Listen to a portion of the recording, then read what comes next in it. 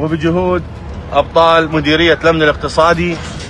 تم ضبط العجلة والسائق. تبين أن العجلة محملة بمادة الشحوم الحيوانية المهربة، خلافا للأوراق الجمركية التي برفقة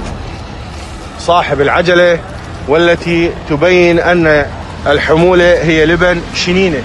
مما يدل على أن هذه البضاعة مهربة